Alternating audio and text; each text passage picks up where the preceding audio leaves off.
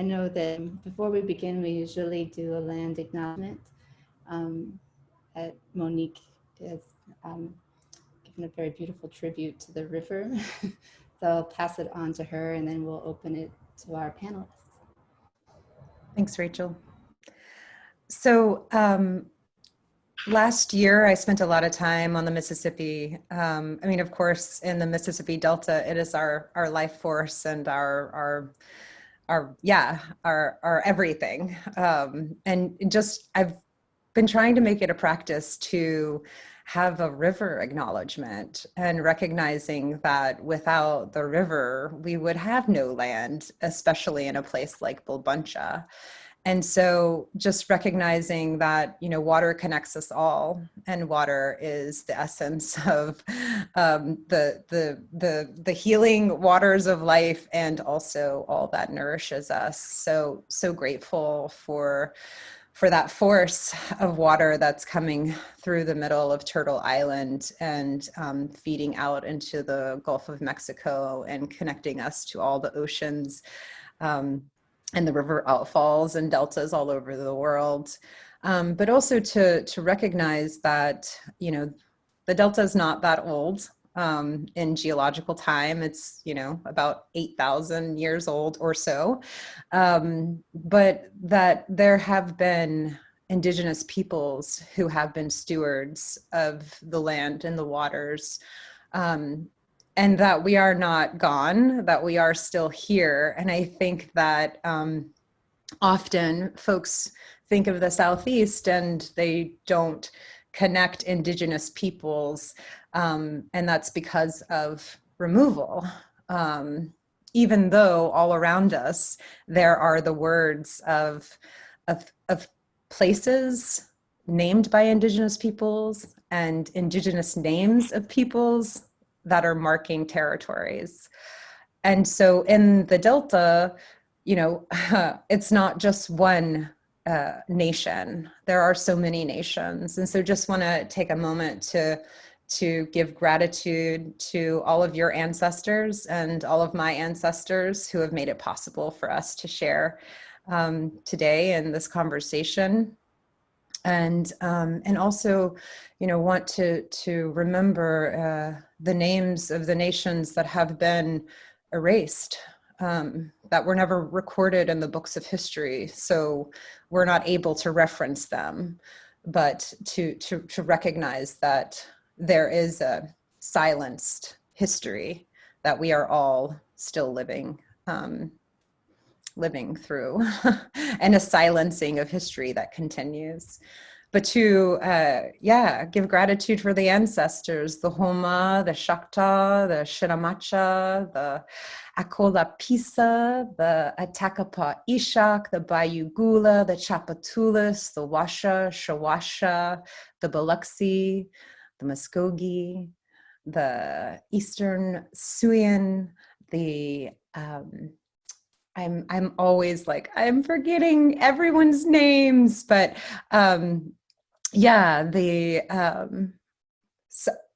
ladies. The Avoyelle? Yes. Say, someone else. Give us a name. Call the ancestors. What'd you say? Tunica. Tunica, yes, beautiful. And Brittany's on the chat calling out the Tunica too. Yes, for sure. So all the ancestors, indigenous and otherwise as well, because we know that our folks here had the earliest contacts with the colonizers, and that has left a huge scar that we are still trying to heal from. And so, with that, we're going to dive into this conversation today, which is, I think that Rachel and I's work with Return to Yakni-Shido really made me want to lean into the complexities of indigenous identity in the Southeast in a way that I've always wrestled with for myself. But I think it's, history is sometimes just like wanting to be streamlined so that folks can understand a little bit. But we know that the story is always so much bigger. And so I think that, in thinking about our panelists today from the Bvlbancha Collective, we have Ida Aronson from the United Homa Nation, Angela Como, Muskogee Creek Shakta, Sasha Irby, Osage Lakota Muskogee, and Jenna May, who is also Shakta, and Jenna May. Jenna May is Eastern Siouan, Muskogee, and Cherokee.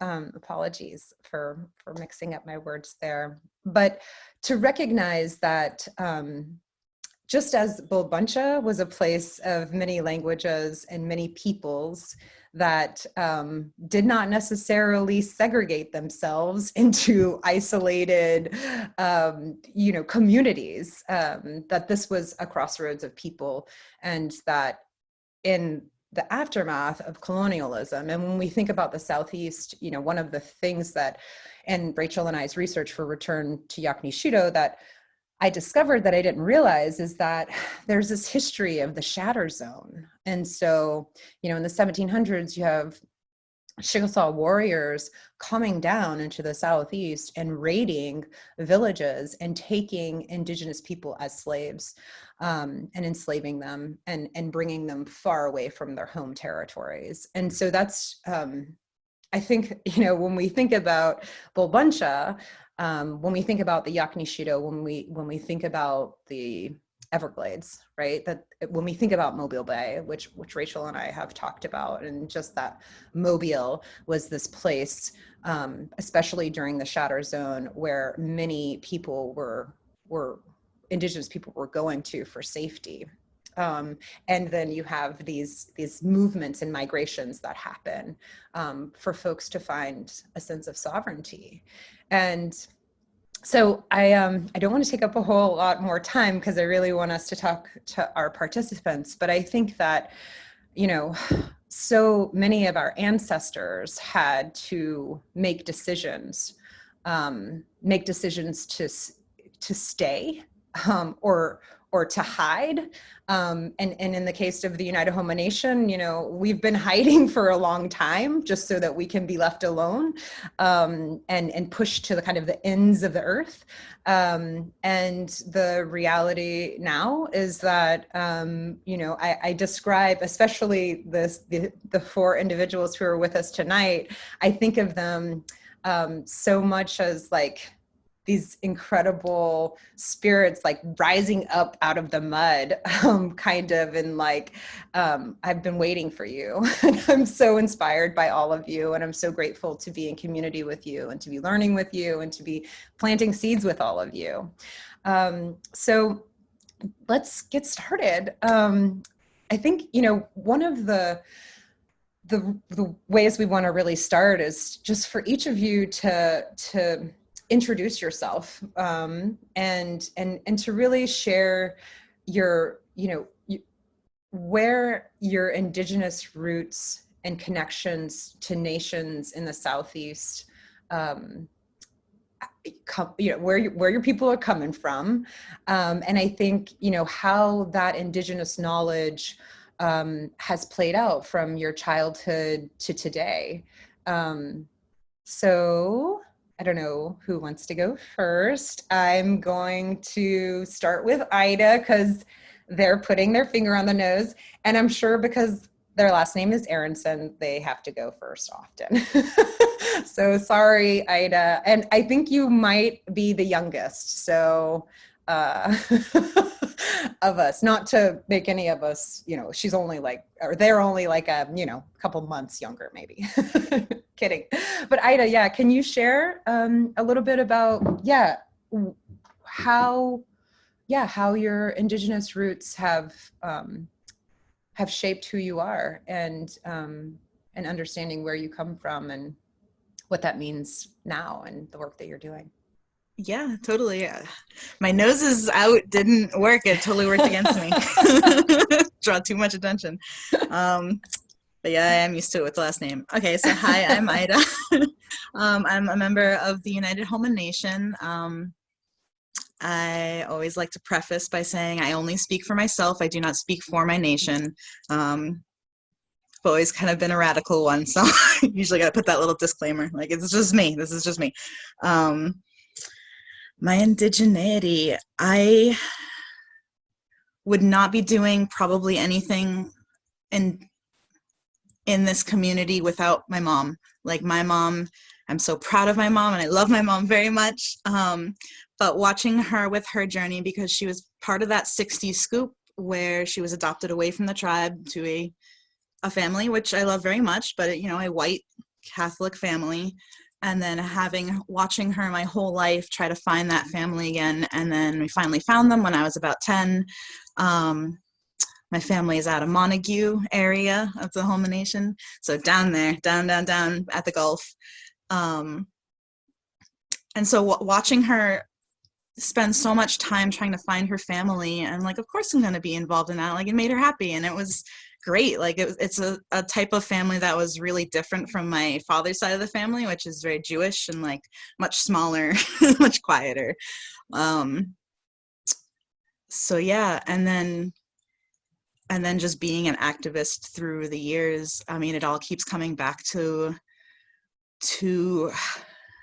the genocide and assimilation that we have all undergone, and trying to fight back against that as being this really core root of fighting against white supremacy for me.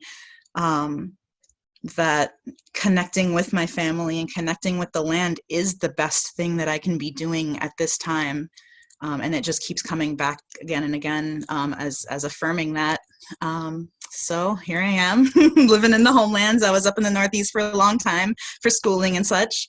And now I guess I'm back with a vengeance. Look out, Yakni Shudo. They came home. I love that. Thank you, Ida. I'm sorry, y'all. I'm gonna do like the school teacher. I'm just gonna go alphabetical last names. That's kind of lame, but Angela, do you wanna share with us about your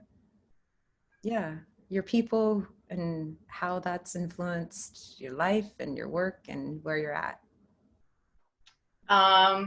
Hey everybody, Estongo.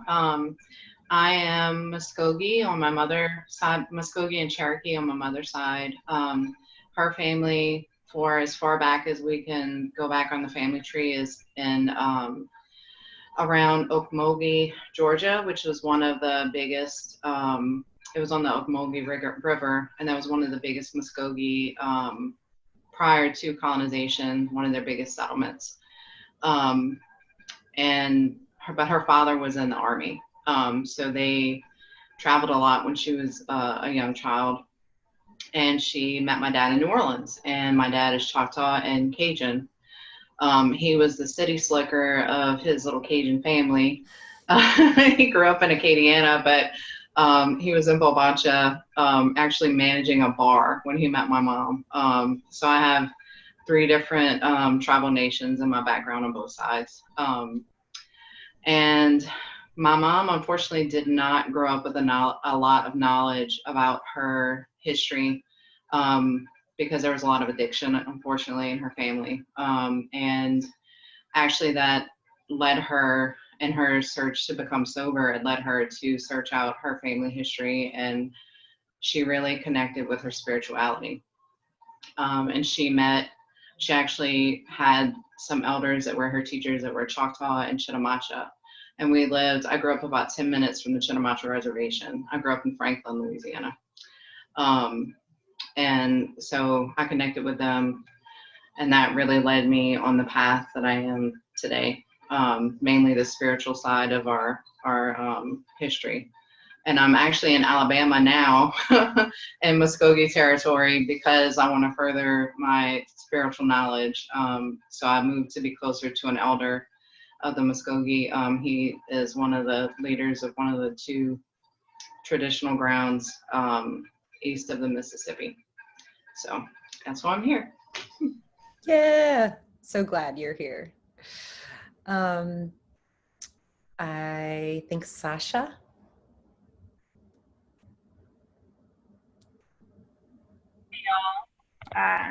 Bvlbancha. Very vegan pronouns. My family is, I come from Osage, Lakota, and attempting to make more connections with my Muskogee relations. And I guess how that influences my work is sort of like, I have always felt so like I am part of so many liminal spaces.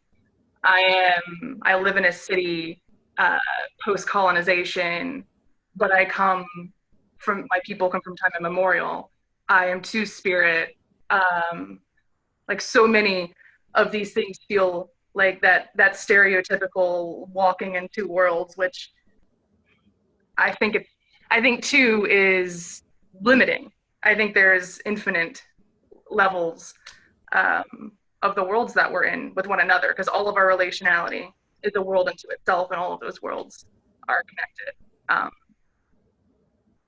So yeah. Also, I think I sort of like agree with Ida. I have a similar radical bent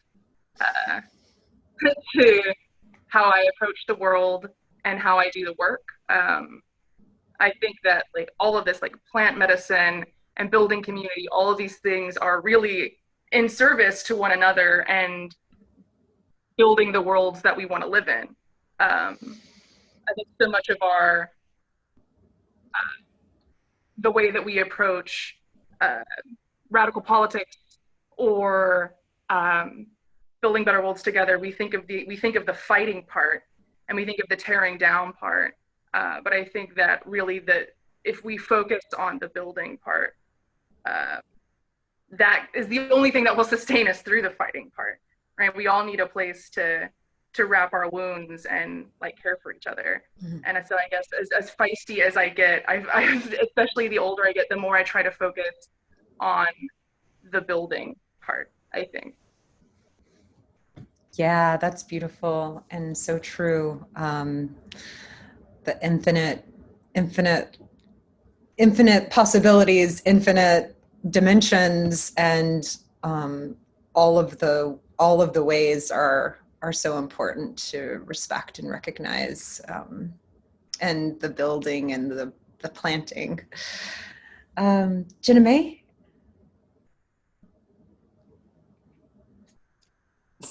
Oh, I can't see myself. Okay, I'm just gonna go for it. Don't go.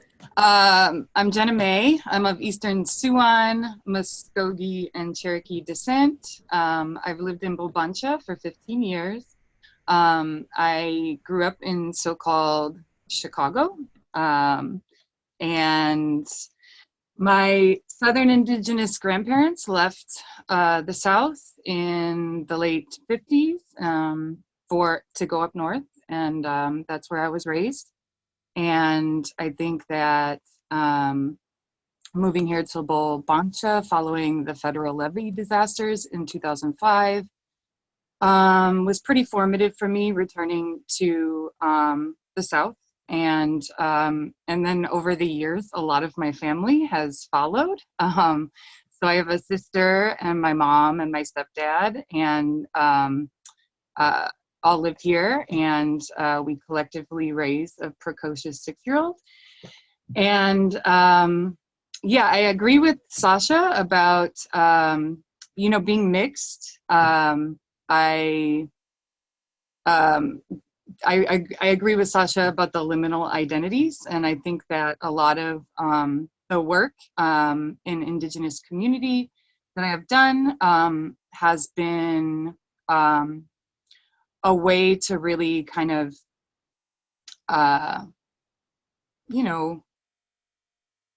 be at ease in my own skin and in my own complexity and mixedness.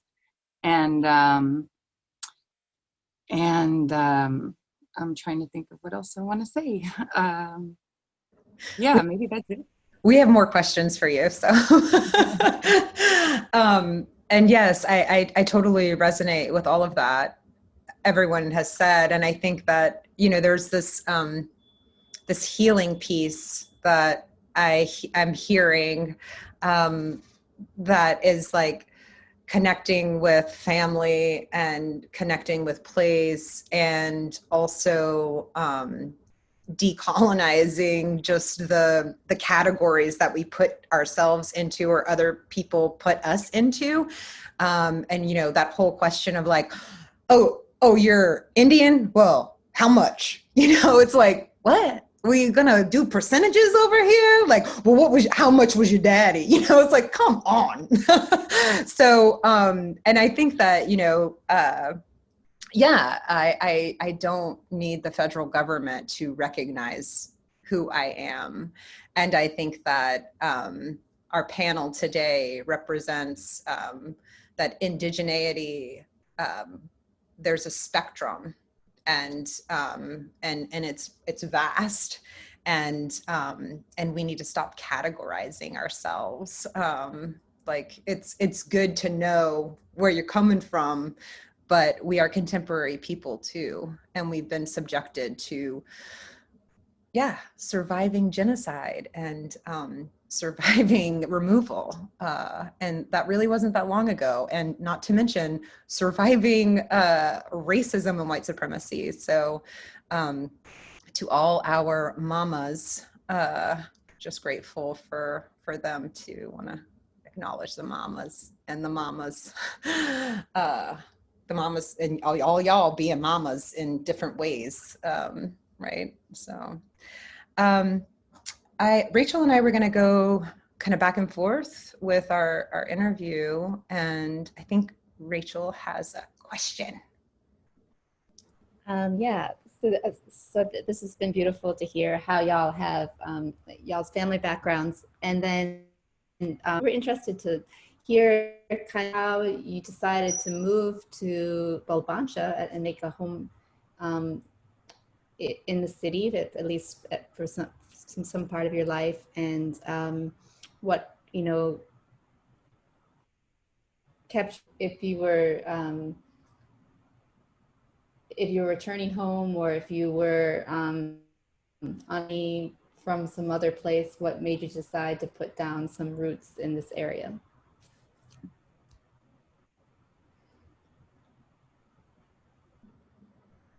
And whoever feels oh yeah, sorry. We can go the same direction as we've been going and start with Ida. Ida, you talked a little bit about it already with the decision to come back after being in school, but if maybe there was something in particular that drew you back. Yeah, so I used to spend summers down here. Yeah, I'm sure to get out of my parents' hair, and also to connect with the family. So after, I guess, Standing Rock, I was like, I need to start to make my way home and start to make plans. And about 2018 was when I was like, yep, this needs to happen. So I've been actively planning since then. I was up in New England for a long time for schooling and to start my career. I felt in a good place to be able to jumpstart down here. Like I had my trainings that most of my trainings I needed for my career job. And I was feeling the connection so strong. So I actually don't live in Bvlbancha. I work in Bvlbancha, but I live in the swamps further below. So I live around Homa, which is where the tribe's main headquarters, I guess, is.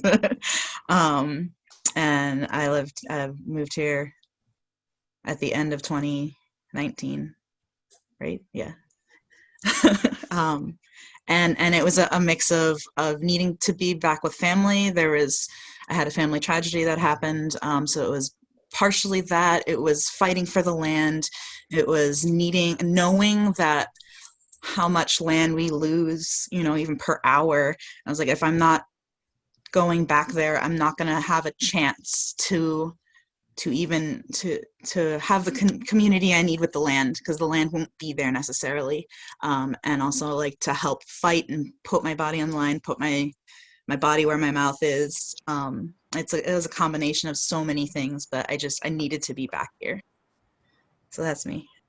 Thank you. And sorry, I just have one follow-up question. Can you share with us your training, the profession that you were wanting and still are doing? Oh yeah, I'm a aspiring lighting designer. I was working up in Boston, but I do stage managing, lighting design, different smaller design. I was doing kid shows. I have one big show that I still is going on in Boston, but I'm in the theater realm and corporate work for pay. Thank you. And Angela? So I was actually born in Bvlbancha. I was born at Charity Hospital, big charity. And my dad is from the Acadiana area. And when my sister, I was about 4 or 5 when they decided that the city was too dangerous where we were living to raise children. So we moved back to where his family was in Acadiana. But we would come back often, and I moved back full time in 2010 because I'm actually a research nurse. So I have to, like, research work only happens in the city. You have to either be in the city because that's where research happens, or be working in a hospital or clinic that's connected to a university that does medical research. So I had to live near the city, so to be able to get a good job, and I wanted to come home. And New Orleans, I remember being a child, we'd come back for the weekends. We'd come, my dad would take us. My parents were like way too wild and loose with us, and like I think I was like 10, and my dad was like, yeah, you can walk on Canal Street, it's fine, here's a couple bucks. Like 10 years old walking down Canal by myself, like I would never. And every time we'd come back, it was like, this is where I belong, like this is home. Like it just felt like there was an excitement the minute we get on Claiborne. Like I remember driving down Claiborne, and it's like, this is home. And even as a kid, I was like, I'm gonna move back there one day because this is my home. So but now I've moved away. I'm tired of the imminent threat of flooding constantly. It's really scary. And the elder that I'm learning from is 80. And he's like, I want you to move closer to me so I can teach you about ceremonial medicines. And I can't say no. I couldn't say no to that. So now I'm in Alabama. Wow. That gave me chills just now. Can't say no. Yeah. Sasha. I grew up on Pensacola Beach mostly. Some of the time was in town, but I mostly grew up on the beach. And I lived here off and on actually as, a runaway, as a youth and teenager, and moved here when I became an adult. So I've spent pretty much my whole adult life, with some small exceptions, here in Bvlbancha. And I had a similar, when the family would come here when I was a kid, and I remember, I don't remember exactly where we were. I was pretty young.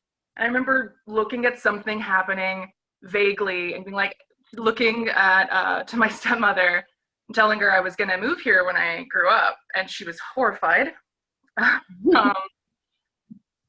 I think she would probably say now it's because she didn't want her baby to leave, but she's full of shit. So yeah, I always, I've always felt very at home here. Although I do find, again, I keep saying like the older I get, like I'm old at all, that I find how much I miss being like on the Gulf, and how much I miss the island.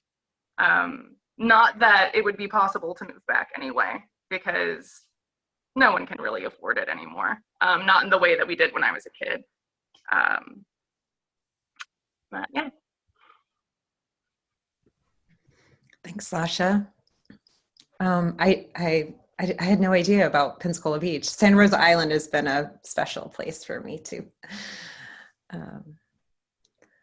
Jiname, you shared a little bit about your journey to Bvlbancha, but I don't know if there's more you want to add about, what brought you here and what keeps you.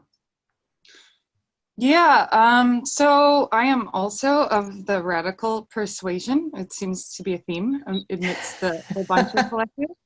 And so I moved down here following Hurricane Katrina to do relief and political solidarity work, and just ended up staying. And it was shortly, I think the next year in 2006, when my grandma Daisy passed away. And after my grandma Daisy's death, my grandmother, my maternal grandmother, opened up and started sharing about how she had actually grown up here in, well, she called it New Orleans, Bvlbancha.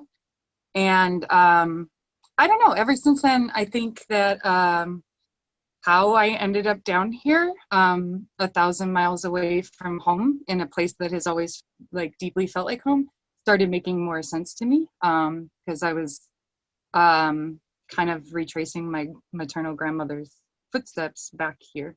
And in a longer view of history, you know, as a major trading hub in the Gulf South, I'm sure some of my Muskogee and maybe even Cherokee and Eastern Sioux ancestors also passed through here. Thanks for sharing, y'all. So we're curious, what were your experiences with healing plants? And you've shared, Angela, you were sharing a little bit about traditional ceremonial practices, and also the I know that you all are working with your hands in multiple ways. So the artisan, you know, creating of functional traditional arts. So yeah, prior to starting Bvlbancha Collective, how were you working in the world in those ways? And we will go the other way around, maybe, just to not make Ida have to start off every time. So Jenna-Mae, do you feel comfortable starting? So I've always been interested in plants and plant medicine. And I've had the occasion to work for 2 naturopathic doctors who also had retail spaces, and I worked in their retail spaces and learned a lot through them. However, you know, even when I was working with plants, they were in packaged bottles, and that felt a little removed to me. And so I've also briefly studied sustainable horticulture and botany and ecology up in Illinois. And I've also worked with plants for healing work in service to ancestral technologies. And I started making plant medicines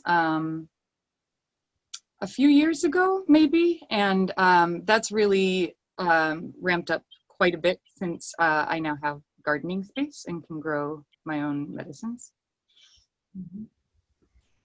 Thank you. So much knowledge.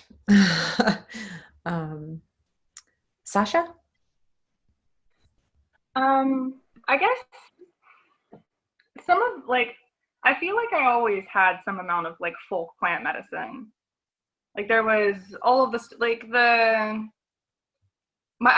used to call my grandma's yard just almost like Narnia, Garden of Eden. She could grow things in that yard that would happen by accident, and they would just happen. It was like grandma magic, you know. Like she has 4 orange trees in Pensacola that grew from discarded oranges. It's wild. She can grow anything.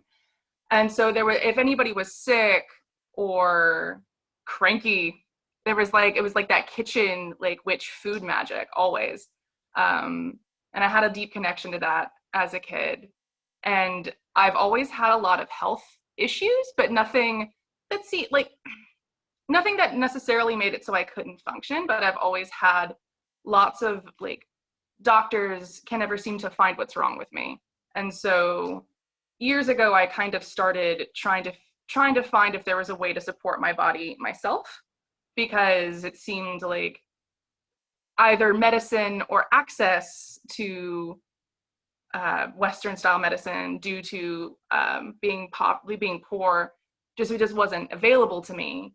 So I had to figure out how to deal with it myself. But that also was very empowering, right? Like that ability to take health into your hands and to like commit to have those acts of sovereignty like embodied, to be in relationship with plants and food and have those things like heal you in so many ways has always been very strong for me. Like I've had instances in my life where I didn't have control over my body for reasons, you know, patriarchy and white supremacy. And that has always been a deep source of healing. And then I guess I started making plant medicine in the sense of maybe making it for other people in the past few years, when I would be at work and somebody would complain about their hands hurting or their feet hurting for their 14-hour shifts. And I would just spout all of these plants at them and sort of like the mom friend almost, like bringing all of this stuff to work, being like, try these. I decided that maybe it was something worth actually pursuing with intentionality, as it seemed to be something that was like a calling for me. Grandmas and that kitchen magic. Angela. So earlier I spoke to the fact that we really didn't have a lot of, growing up, there was very little history on my mom's side except plant medicine. She did remember stories of plant remedies, and it was far and few between, but that was like the only thing that she had, like as far as the indigenous roots that we had from her, passed on from her father or her aunt or what have you. And so when I was young, she had become an herbalist. So I grew up with an herbalist mother. And my original college major was environmental and sustainable resources. I wanted to be, I saw the movie, I don't know if any of you guys have seen it, I'm old. So I saw the movie Medicine Man with Sean Connery, where he was like a botanist that was gonna save the world, because from this like saliva that these ants in South America, from eating this certain plant, he was gonna like save, I don't know, it was great, but that's what I wanted to do with my life. But life happened, and weirdly enough, I became a nurse, which seems like not an easy fix for something, but it was an easy way for me as a single parent to make money, to raise a child. And in doing so, in research, you really learn, in medical research, you learn how many medications are actually synthetic versions of plant medicine, like so many. But being that they're synthetic, there's all these side effects. Like those side effects aren't there in natural medicine. And I always wanted to pursue herbalism. I actually initially went to try to find like an indigenous led herbal medicine course, and it doesn't exist. Like the only thing that you can find is like, no offense, it was like taught by blonde white women, which really made me angry. And I was like, I'm going to find someone, I'm going to find this. And if it doesn't exist, I'm going to create it, because it's just ridiculous. And I actually took a course with Maypop, and that's where I met Ida. And that was like the beginning phases of the Bvlbancha Collective. So. Awesome. Ida, you wanna pick up there? Yeah. All right. So way back in the day, I was a young pagan rebelling against everything. But it clicked a lot. A lot of it clicked with me, and I was just like, this is natural, this makes sense, this actually speaks to me. And my parents were secular enough that I got away with a lot, so I pursued that, and I had various family that helped me, and various people. And so through that, I mean, the plant medicine is there. So I started with it with this magical, the magical aspect of it. But then I was like, right, these are plants, these do the thing also. Like lavender does help physically calm your body. And it's not just it smells nice and now I'm calm, like, but there's a reaction going. So, so it started there for sure. And then picking up what Angela said too, the more that I was getting into and learning about my just the land down here and indigeneity as we were trying to figure it out, as we were coming into the tribe and into my family, I would get these little knowledges too from my mom of like, well, bay leaves keep bugs out of your cabinet, like sprinkle bay leaves around. And I just told that to all sorts of people. They were like, wow, really? So the little stuff like that. And then a few years back, going into like strictly the herbalism part, when I started really getting into it, I became a street medic. I did my street medic training, and just thinking through, if something happened out in the street, you know, you have your pack or whatever, but what happens if you don't have your pack? What are things that I can, you know, what happens worst case scenario? What can I do? What's around me? How can people help themselves? These thoughts of like sustainability and stuff. And it just keeps coming back to the plants. The plants are here for us. They want to be used and they're our friends, and just noticing that and really communing with the plants more and more. So not quite like a nurse background, but yeah. Street nurse. And just want to give a shout out to Maypop, because it holds a dear place in many hearts in Bvlbancha, and Rachel Reeves, who's one of the founding herbalists, will be with us next Tuesday at the same time, same place, same Zoom room. Rachel? Yeah, this has been so wonderful. We're interested to hear about what your experiences have been like coming together as a collective, and what plants you maybe have brought to the table with the collective that's been an important part of your own healing practices. And we can Ida again and go back the other direction. Sorry, Ida. But it was bay leaves, Ida, and then and lavender. But what else? Do you mind repeating the question? You cut out a little bit for me. Oh yeah, sorry. I guess we would love to hear about you know, your experiences coming together with the Bvlbancha Collective, and perhaps what the second question is, what plant you've shared with that's been important or special to you. All right. Well, Angela and I met along with another friend at that class at Maypop, and I think things were starting then. And then we and Jenna May, so Angela, me, and Jenna May had a meeting one time.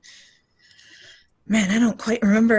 It was all like a blur at the beginning. This was pre-COVID too, so it really came together at a timely moment. I guess the universe was moving us that way anyway for these times. And we just kind of threw ourselves into it, really. Like, we're all interested, and it was a way to hang out. I come up when I can because I'm down in the swamp. And the other part of the question, is there a plant that stands out? Yeah, is there one? Yeah, is there one plant for you? All right, I'm not going to take the obvious one for Bvlbancha Collective. I feel like I'll leave that for Angela or Jenna May. My plant that I love the most, I think for me, is definitely blue vervain. It's all over Montague School down there. It's had a lot of really good effects for me with people and with me, and I think we got something going, me and blue vervain. Sounds romantic. What happened with blue vervain? Would you say, Rachel? Oh, just could you tell us about what blue vervain does? Oh yeah, it's really great for stressed people. I've been, what did she say? It was like, it's for really type A people that need to just chill out for a minute. just chill out. But it's really great for stress and anxiety. And I have some people who, like, I'm almost out of my whole batch because they've been coming back through the year. There's this one grandmother who's my neighbor who is a big fan, and she's like, it's helped me so much. Like, I take less medication, and I'm like, okay, just make sure you're talking to your doctor too. But it's really working for her, and she's a fan, and it's great. It's working. And the butterflies. How love do you, it. butterflies? What do you do to make it? Like, what's the recipe that you would offer? I had made a tincture, but we usually do like tincture and an apple cider vinegar as an option if somebody doesn't like alcohol. The tincture lasts a long time, so I like to have a stock of that. And that lady liked it. I don't know. I told her she could put it in a drink or something. She was like, "Oh, okay."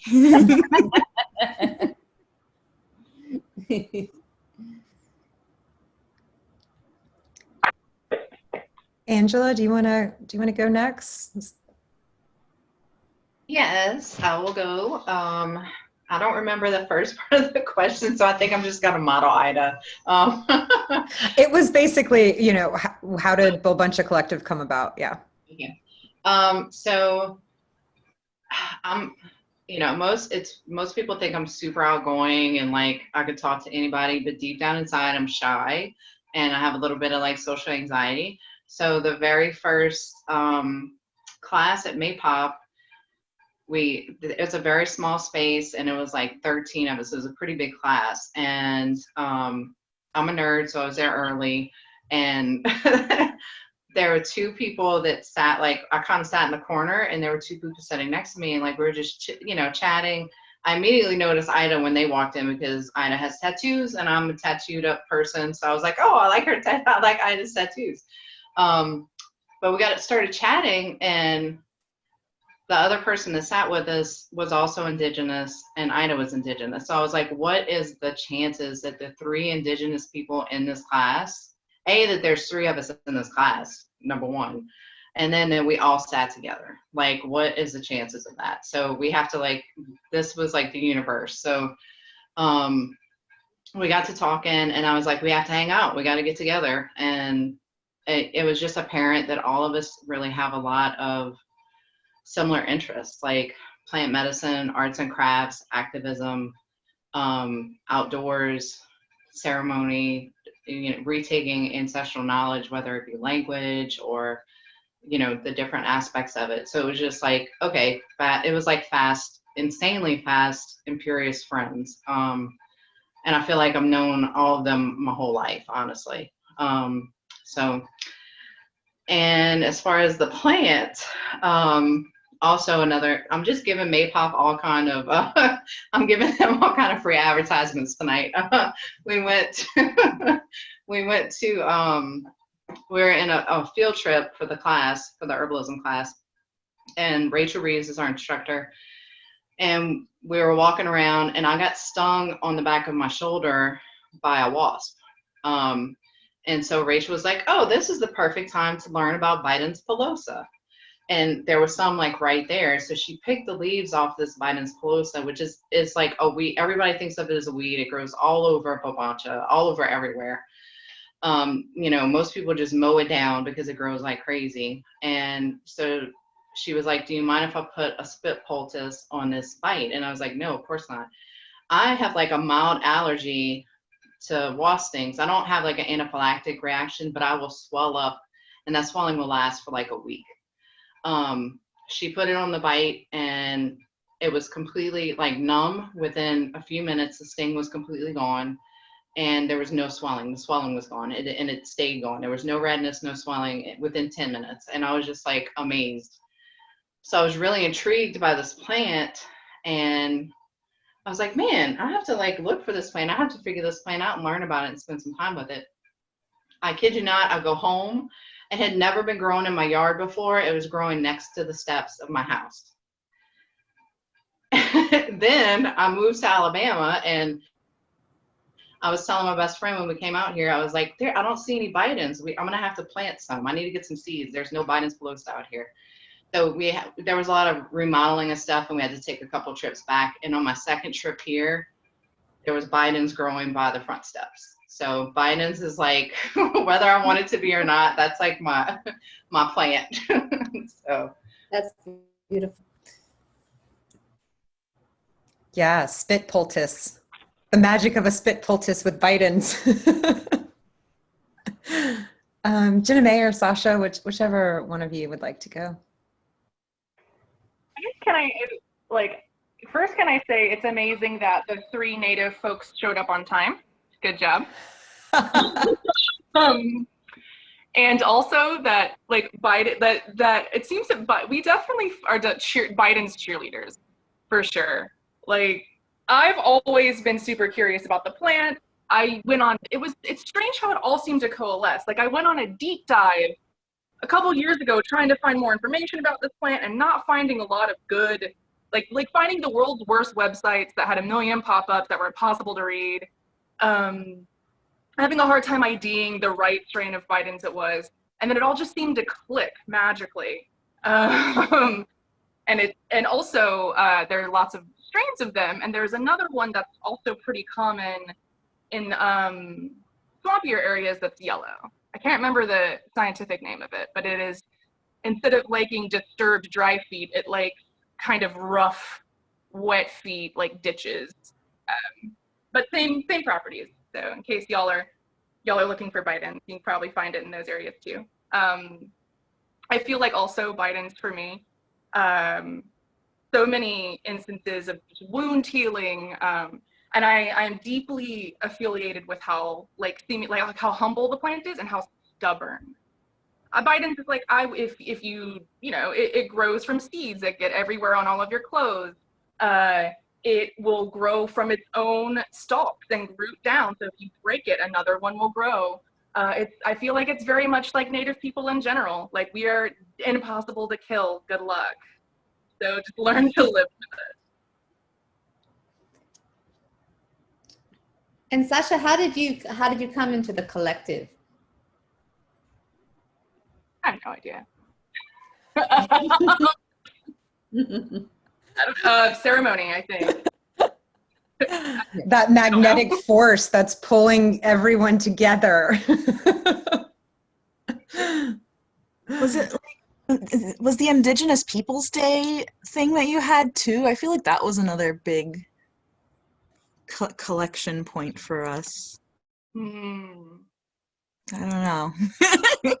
yeah, I think you're right. That was the first time I think we all got together. I think maybe because that was in October. So I don't know. We all 1 year ago?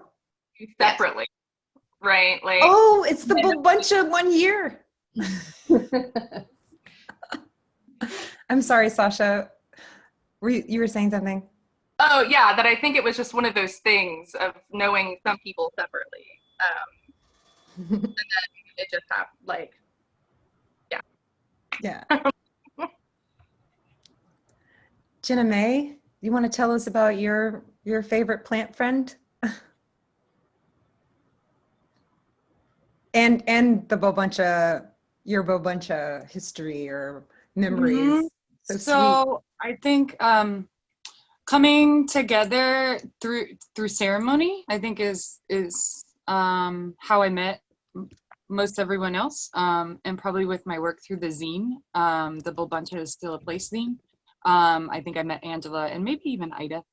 And then, really coming together through ceremony and, gathering as a community and making plant medicine together feels like an organic expression or flourishing from the starting place of ceremony. And so that's really, I know it's important to my Bvlbancha Collective story. And then, just meeting all these like wonderful indigenous who were, badass and geeks like me, and figuring out that we can do for ourselves while working directly with the plants. My kid is going to make a cameo right now. River, do you want to say hi?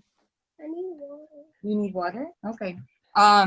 And I'm gonna get him some water, and Oh, what was I gonna, Biden's Maypop? Oh, no, ooh, Cleavers.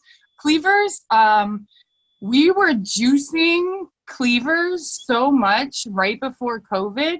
And I really feel like, you know, I don't know if I had COVID, but early on, you know, I worked in a busy tourist restaurant, and I know that the week before lockdown, I had really, like, I was really swollen and knew that something was going through my body. Could have been the flu. I have no idea.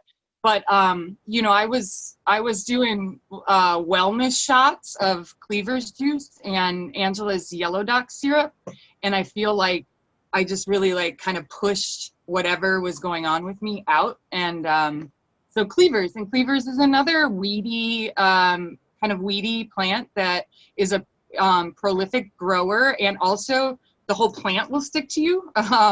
It's like Velcro, and it's a really great spring tonic herb that kind of helps flush everything out and like get the lymph moving after winter months or after sickness. And so, yeah, Cleavers, I'd say, is one that's really kind of brought us together to geek out. Thank you. Monique, do you have any last question before we maybe move to the slideshow? Yeah, I mean, I think, you know, I want us to share this lovely slideshow that's been put together, but I do just want us to take a minute, and we don't have to go around in like the schoolroom style. I mean, just kind of whoever feels compelled to respond. But, you know, how is Indigenous sovereignty tied to reclaiming land and water in the Southeast? And, you know, I know that there's been conversations about negotiating land acknowledgements that I think all of us have been getting a lot of requests of like, oh, can you do a land acknowledgement? And like, you know, land acknowledgements has become very like hip in certain worlds too. And it's like, is this just like a fad thing, or is this like a real thing?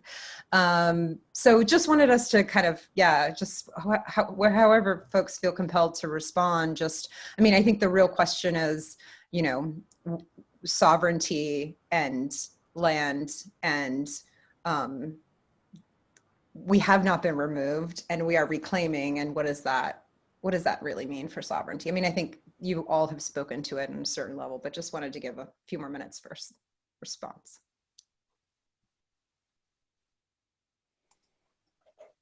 Can I go, Yo? Was that okay?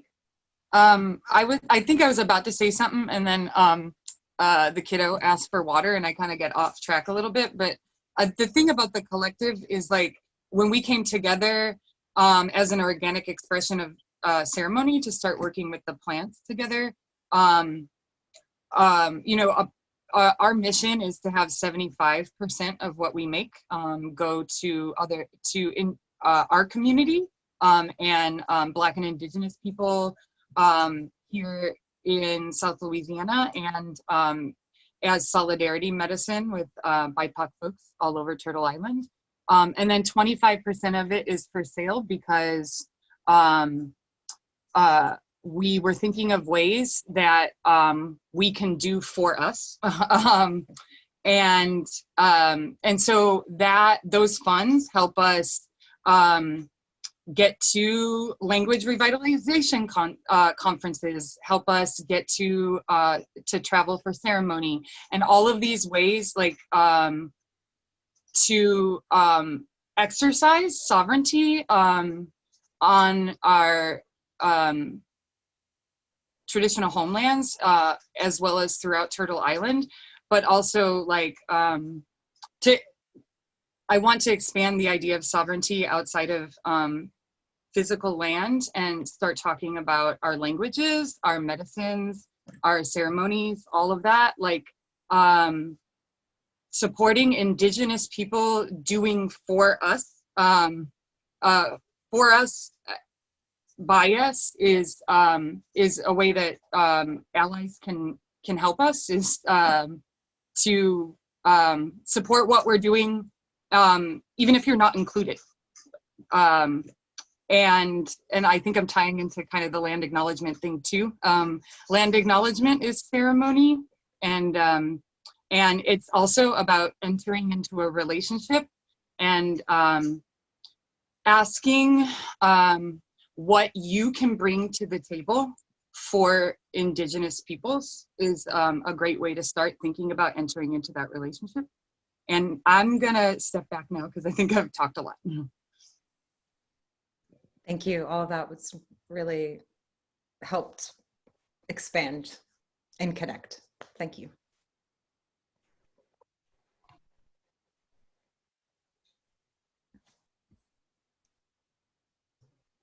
Does anybody else want to share some words?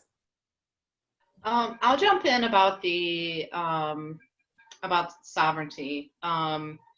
So, you know, a lot of times people think about sovereignty and they think about being able to rule, like Indigenous people having their control over ruling themselves, or sovereignty, like governing themselves. But it's so much more. Like, people don't understand how much is tied to the land, as far as the environment, how much our culture, everything that we traditionally believe in is tied to nature. And so being able to take care of our own lands in the way that we see fit, not monoculture, not traditional, like, you know, modern agricultural practices, all of that came with colonizers. And sovereignty for us means like being able to practice our Indigenous agricultural practices, being able to speak our language, being able to take care of the land and the water in the way our ancestors did, because we did so in harmony with nature to sustain it for 7 generations into the future. And all of it's so intricately tied together. It's not just about ruling ourselves. It's about the whole big picture of how we lived our lives, period. And so I think that, you know, that's not really talked about a lot, especially in the environmental crisis that we're facing now. I think people are just starting to realize that Indigenous people did a good job of taking care of the land and being good land stewards. And I think sovereignty is very important to be able to get back to that, to try to save what we have left. I'm going to get on a tangent, so I'm going to stop. Sasha or Ida, do you have anything else you'd like to add? I look like Ida has. I'll go after Ida. It looked like you had something to say. Yeah, but do I remember it? If you got something, you can go first. So when I hear sovereignty, it's come up to me a lot recently. I have a friend, Felicia, who's Yakima, and they consistently would say, when people would ask like what your standing is and what your beliefs are, and like radical and nonviolent direct action and all of those things, and they would always say, you know, I use the term anarchist because it's a term that makes sense and people understand it. But I just want Yakimas to be Yakimas. Like, I want you to leave me the fuck alone, and I want Yakimas to be Yakimas. And I always think of that when I think of sovereignty, and how the word doesn't fit. Like, that word has so many connotations, like the root of it is sovereign. And how that word can seem kind of poison when I think of like what sovereignty means, like language and relationship to land. The ability for land to live for itself, like it not for us. And there, there's a line that I wrote a long time ago now, that was essentially like, when I try to think about sovereignty, to boil it together with feelings that maybe people who don't come from Indigenous backgrounds might understand it. And it was in relation to assault. And it was every Winkte, and that's Two-Spirit, and every woman on the wounded continent understands the broken treaties of bodies and the fight for sovereignty. And so that idea, if you can imagine what it is like to lose sovereignty over your body for any moment, illness, assault, imagine that for generations. And imagine the land feeling that same assault. So sovereignty whatever word, whatever words we have in our languages, that fight is like inherent to the life ways of being, right? Like that it is more than just the right to fuck you, I don't do what you tell me, right? It is the right to actually like live the lives that make sense to us. Yeah. Yes, thank you. All right. Man, how to follow that up. I guess I'm gonna talk just for a minute about land acknowledgements in general, because I know that there's allies out there that probably have questions, and because we get a lot of questions about doing them and or what we think about them or whatever. Me personally, I think that what is your land acknowledgement for? And what is the action behind it? It's about action. You know, it's like, cool, I acknowledge that this is yours. I took it. I'm going to keep it, but I acknowledge it's yours. Like, that's not helpful. That doesn't help me at all. That just makes me want to punch you. You know, not be violent. Sorry. But yeah, you know, that rage and that intergenerational frustration of just like, I mean, I think about it, my own family's camp that I remember visiting one time as a child is underwater now. Nothing's going to bring that back. So acknowledging that that area of the Gulf is ours doesn't do anything. What is the action that's going to process that? So in that vein, try to get a Native person to talk about their reality, somebody that's connected, somebody that is in that community where, again, what Jenna May was saying, you know, the money recirculates in our community. There was another conversation where we're like, we're all poor, but we're recirculating the same $5. Just like, but it's true. Like we got each other's backs. And so pay Native people. And if you can't, if you just need to do this land acknowledgement for whatever reason, back it up with something, make it mean something, start to be the change, and help us show up. So that's what I got for that. Thanks so much, everyone, for sharing such truth and wisdom tonight. I'm going to start the slideshow, and I don't know who, or maybe you guys can just tell me to stop or to keep going.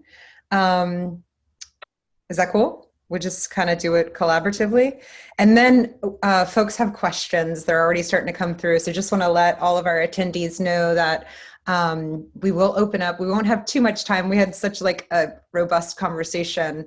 So we won't have too much time for questions, but we will have some. So I'm going to share screen and let you guys check this out. Oh, no, sorry. I'm not very good at this, obviously.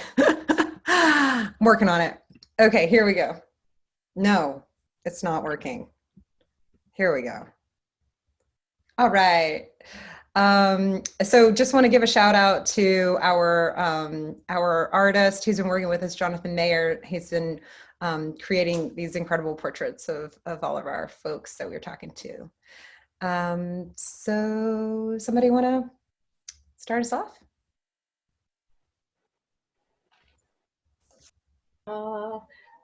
I'll claim this one because it's like the thorn in my side, but it's also my creation. This is our website. We have a blog. It's been rough keeping up with it because I moved, because I'm the one that created the website and I keep up with it, but it's tough. So I'm sorry. It's like delayed. It's a little delayed right now, but here's where you can see what medicines we offer. We can ship them locally. Like if you can't afford the medicines, or if there's someone that's in need, just email us. Our email's on here, our Instagram's on here. If you need support, if you're an Indigenous person in the area and you need support, send us an email. We'll share any causes, that environmental causes, activist causes. So this is our like home. So I also want to jump in. Oh, sorry. That our commitment to mutual aid is, I mean, just right across the top. We have various links for supporting other organizations. We have other Indigenous organizations, other BIPOC and queer organizations, events, and just community. Like it's about community for us. And I just, yeah, that's it.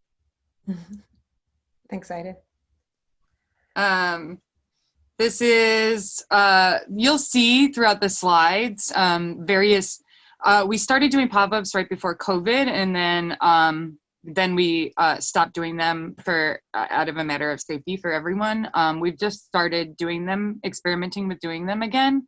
And so, yeah, this table, if you see it around town, this is like the Bvlbancha Indigenous Trade Table. So come support our medicine making and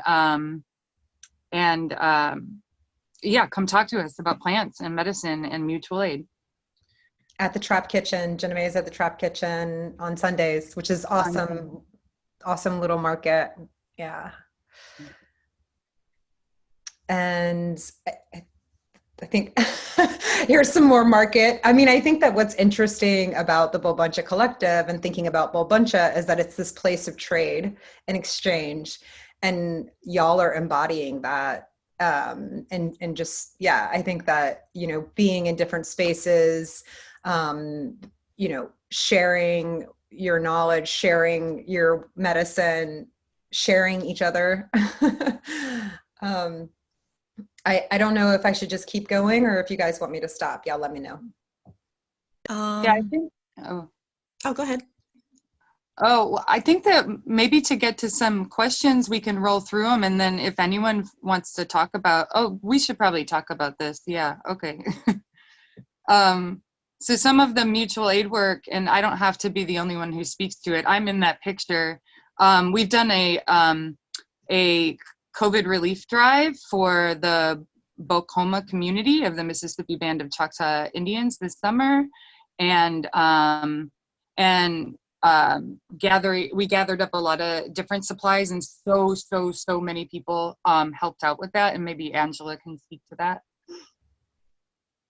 Yeah, can you go back one picture actually? Because that gives just like a little bit of the scale of how much Angela did in her house, which is like, I had to choose from the pictures. I really want to shout you out because oh, it was interesting. It was huge. This top right picture with like the rice and the beans and all that, that was my house was like donation headquarters for like a week.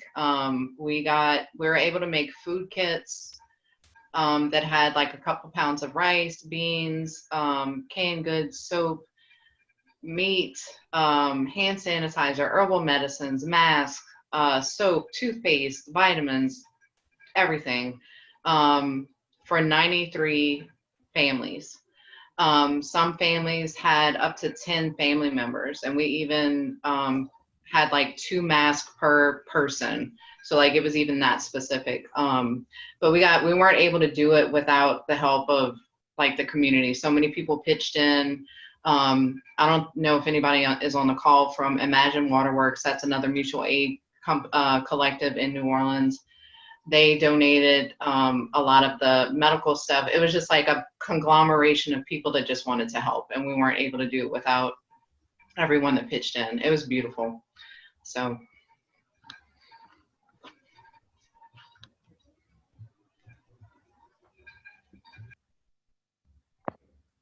And here's some medicine making, the Bvlbancha Collective at Train Beach in the Upper Ninth.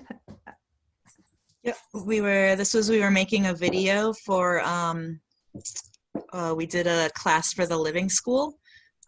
Shout out to Ron. And we had a community day where we made the videos and we made the medicine together, and you know, we were all masked up and outside and doing our thing. And it was really great, and they really liked, the kids were super into it. And I'm really proud to do work like that. Like, oh, it's great. It warms the heart to do. Yeah. And here's other members of the Bvlbancha Collective, and other mentors. Jenna May with her kitchen witch going. Yeah, Bayou Shoe Pick. Yeah, I did the land acknowledgement for the Rougarou parade this past year, which was really cool to speak Uma on this old Homa site. It felt powerful. It felt amazing for me to just, like, who knows when the last time our language was spoken on that site. Yeah. Yeah. We should have more gatherings at that site. I agree. I really like that place. And more medicine. What is this, y'all? This is one of my other favorites, yellow dock root. And the heart, like that was one of the roots was shaped like a heart. So of course I had to take a picture. I was like, oh, it's a yellow dock heart. But it's yellow dock root, which is a really, really amazing liver support. It helps clean out your body, and it's blood building, and it's really good liver support. And another one that grows all over Bvlbancha. So I'm just gonna go flip through these so we can open up. Oh, beautiful baskets. Wow, who's the artist here? Or there are a couple? These are from Angela. Yeah, those are me. Beautiful. I believe that beaded thing is still up for sale on BvlbanchaCollective.com. Actually. And are these you, Ida? Yeah, this is mine. I offer basketry through my Patreon. That helps me. I'm trying to help support myself doing activism and such. So be a patron. Sweet. This is I'm going to speak to this very shortly because I'm really excited to be in community, and we're working on reestablishing trade routes and support systems and doing it through Indigenous gardens. And so these are all of our different sites. I'm part of the Indigenous garden making, and really honored to be, going down this journey with all of you. So recognizing that Bvlbancha is a place, and also connected, all roads lead to Bvlbancha, and all waterways as well. And so, figuring out ways to support each other that way. So I guess we'll go ahead and open it up for questions. And I'll quit sharing my screen. We have about 10 minutes. And sorry, I'm always, there we go. This makes me so nervous. I feel like I'm running a control panel that I have no control over. We have a question. It's, how would Indigenous healers approach handling the coronavirus versus how the settler colonial state has? That's a tough one. Any takers? A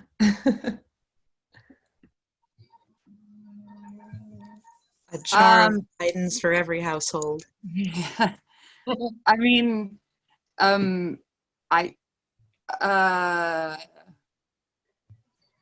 protect your elders, protect the next generations, mask up, follow really practical scientific guidelines. I think that's the only thing I'd probably want to add. I think the thing that stands out to me would be that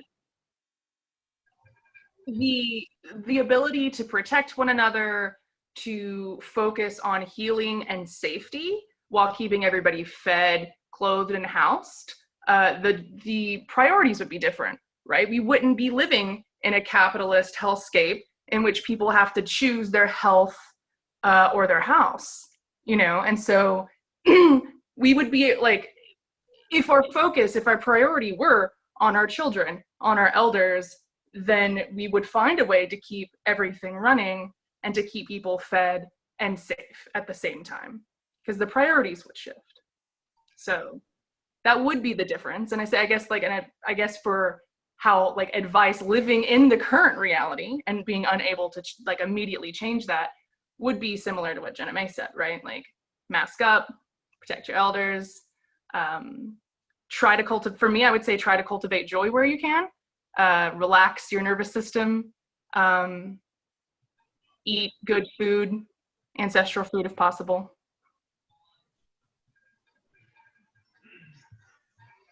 Yeah, and what I would like to add, if it weren't for the colonial state, we wouldn't be in this predicament in the first place. Sorry. I saw someone on the Q&A ask about what are good herbs to start in your garden if you're new to herbal medicines. And yeah, my advice would be to get down with those culinary herbs.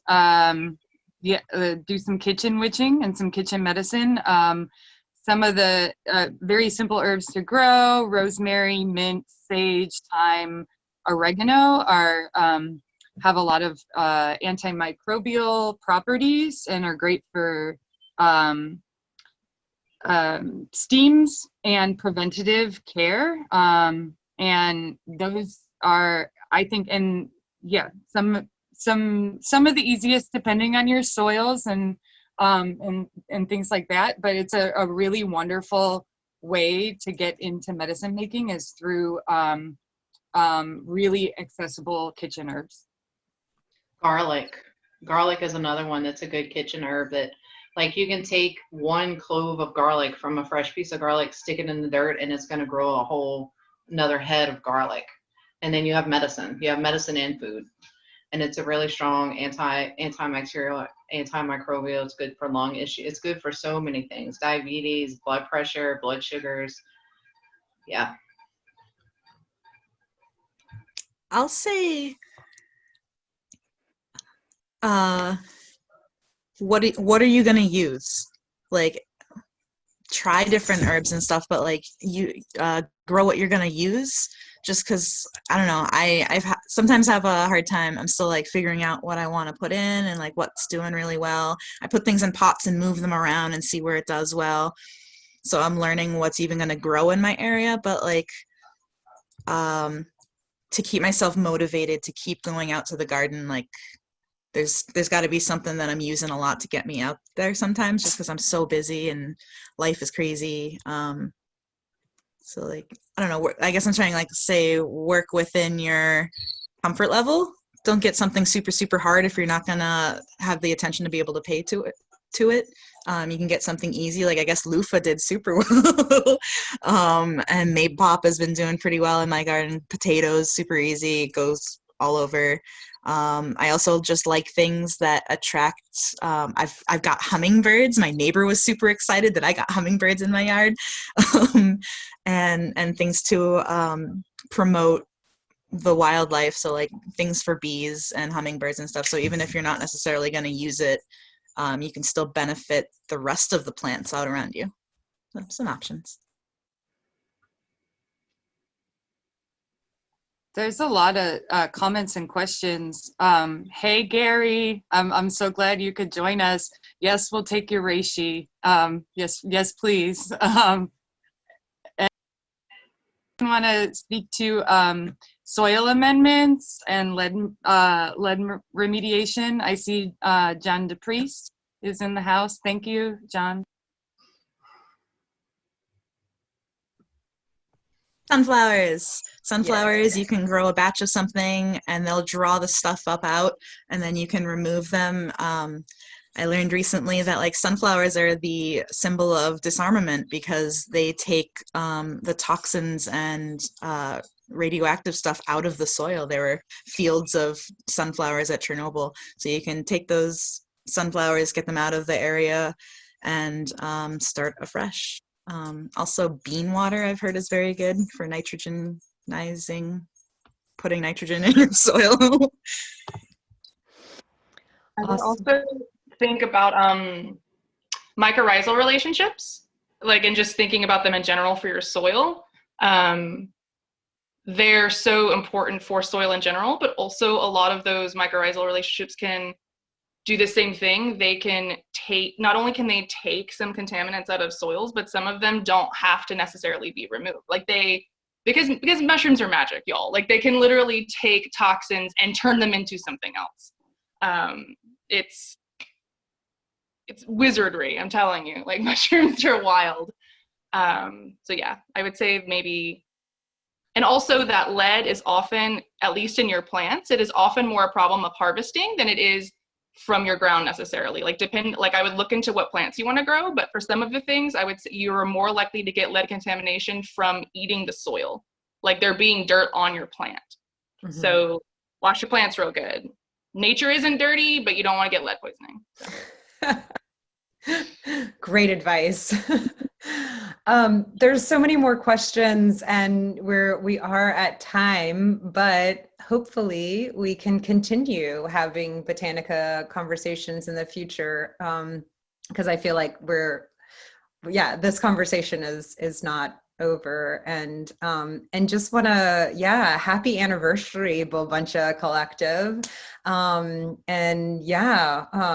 Thank you for all the work, the medicine work, and the remembering and reclaiming and reconnection work that you all are doing. Much gratitude. Thank you so much for being here, and looking forward to the next time we get to share space with each other, or virtual space and real space too, eventually, hopefully. Rachel? Oh yeah, I just want to say that the space have been fantastic, and I've learned so much. Really appreciate hearing about y'all's friendship and the way that you've supported each other in this much broader community and helped with our ongoing process of decolonization.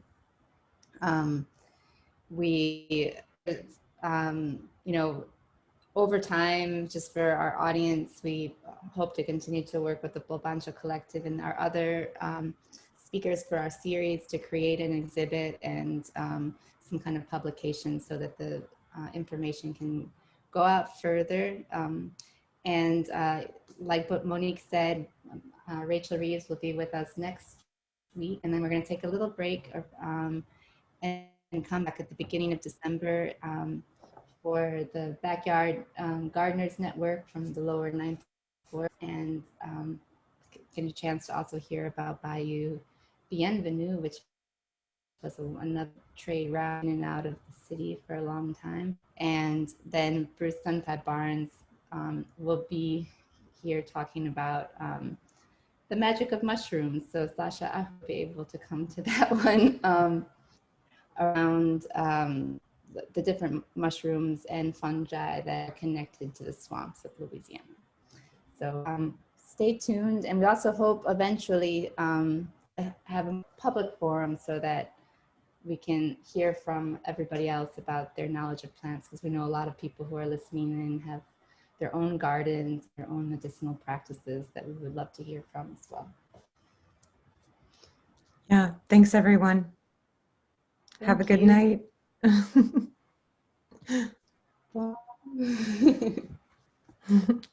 night, y'all. Good night. Hello.